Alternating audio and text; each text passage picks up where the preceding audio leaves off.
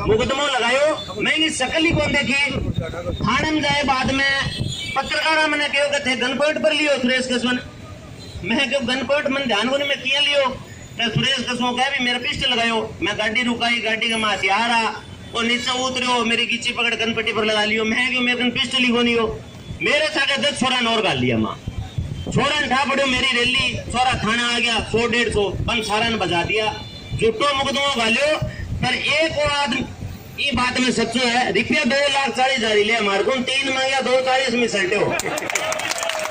फिर बोलो कोई डम्मी ला दो, डम्मी पिस्टल ला दो, डम्मी में मुकदमा गाल दो। मैं डम्मी में जानू को नहीं, मैं डम्मी किसो शूटिंग शाटिंग करानी बिंग माँ बितो बचन को आवे विषय कारतूस है बिंग माँ पटाखा बारूद है। आदमी कौन मरे वो 60,000 रुपया ले आगे दियो। मैंने हाथ को नहीं मारी चली को नहीं छोरांगी वो ले आगे दियो। डम्मी डम्मी को मुकदमा गाल दियो 6/25 को। तो मैं सुरेश जी को भी पटाखा बजाना वाला पकड़ो, ए जगह गैंगस्टर है आगे सामने तो थान घर याद आ गए, लुगाई टाप याद आ जाए।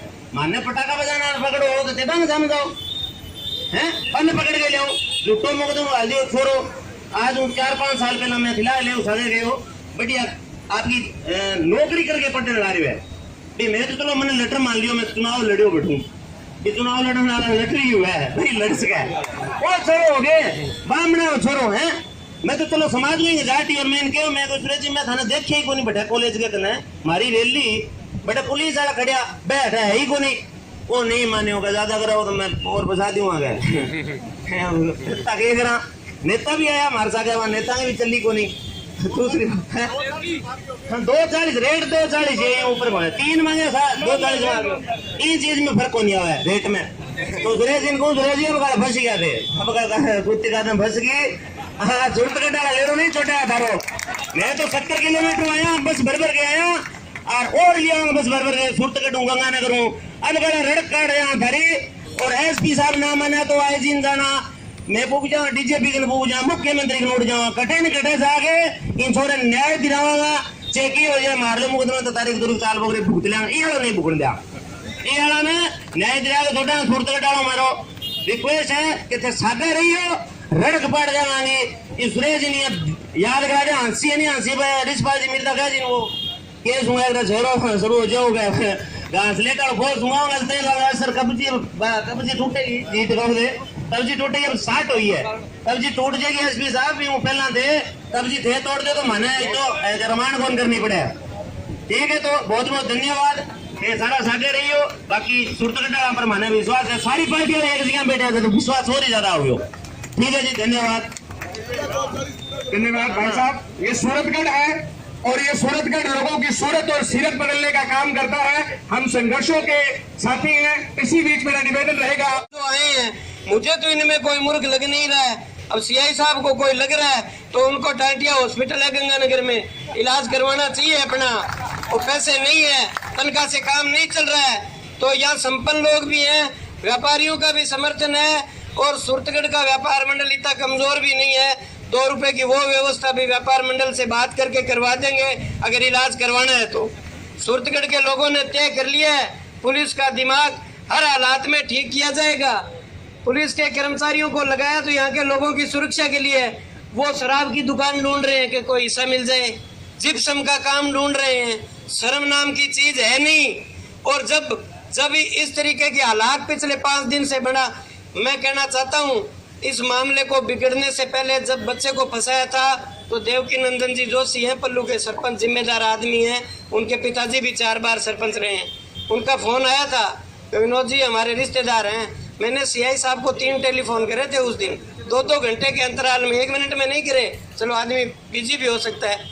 तीसरी बार ये कहा था पुलिस में ये सब चलता है तो कसवां जी सूरतगढ़ में तो नहीं चलता, कहीं चलता होगा अड़ाइला में जाके चला लेना। सूरतगढ़ में ये बिल्कुल नहीं चलेगा। और इस थाने के अंदर है, इस थाने को ऐसा आदमी चला रहा है तो कोर्ट से स्टे लेके बैठा है, सरकार ने उसको यहाँ से रवाना किया था, स्टे लेके बैठा है, वो तय करता है भी वो कितने पैसे लेके आया और उसकी जाति क्या है। ऐसी परंपरा सूरतगढ़ में नहीं रही कभी। ये पुलिस के लोग ही तय कर रहे हैं ये फला जाति का है फला का नहीं है। मुझे तो सबका खून का रंग एक ही नजर आ रहा है। मैं निवेदन करना चाहता हूँ मैं तो एक ही भरोसा दिला सकता हूँ, संघर्ष समिति जो भी निर्णय लेगी सबसे आगे की पंक्ति में खड़े मिलेंगे। इनकलाब जिंदाबाद। धन्यवाद। मिल जाए तेरा कोई प्लाट का मामला निर्माण हम करा देंगे, ऐसा काम पुलिस के लोग करते हैं। जो कानून इस देश में बना है उस कानून को पालन करने के लिए पुलिस का प्रावधान है। उस वर्दी को पहनने वाले लोग जब ये काम करने लग जाएंगे तो आप किससे उम्मीद करोगे?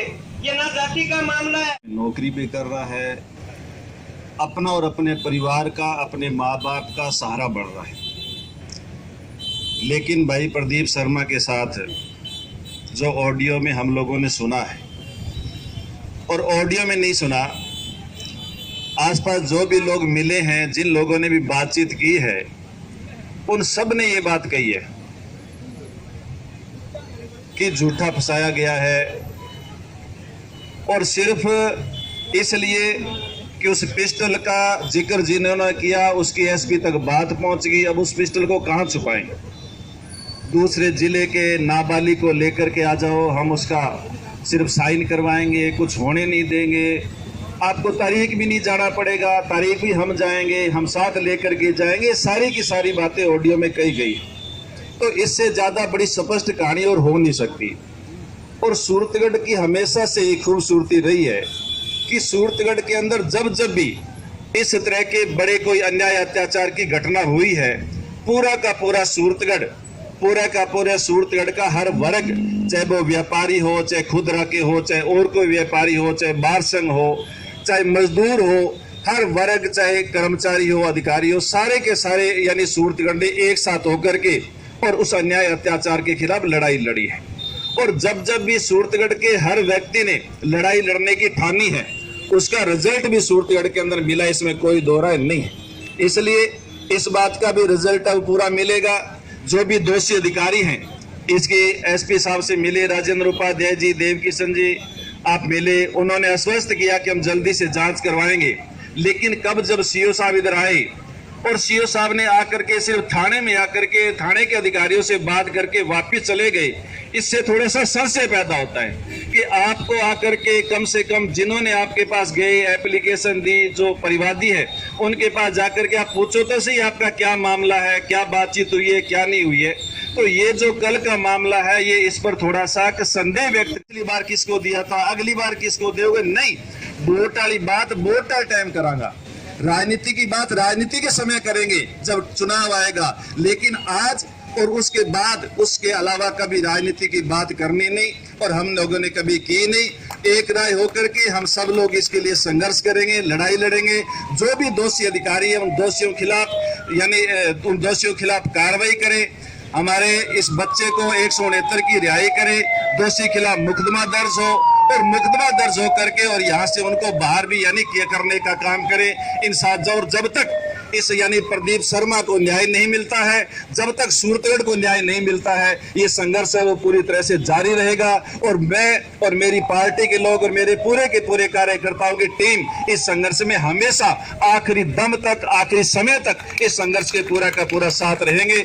आप लोगों ने आज एक बहुत अच्छा प्रदर्शन सूरतगढ़ के अंदर किया है। भाई सोडा जी बता रहे थे, देखा है कि गांव यानी शहर के अंदर गलियों की जो यानी दुकानें, वो भी आज पूरी तरह से बंद है। और दुकानें बंद करके वो लोग घरों में नहीं गए, वो सारे के सारे लोग यहाँ आकर के अपनी अपनी उपस्थिति सभी ने दर्ज करवाई है, यहाँ आकर के वो अपनी उपस्थिति दर्ज करवा रहे हैं। इस संघर्ष के अंदर पूरी तरह से हम सारे के सारे लोग, पूरा का पूरा सूरतगढ़ साथ है और पूरा सूरतगढ़ को साथ लेकर के इस लड़ाई को हम लोग जीतेंगे।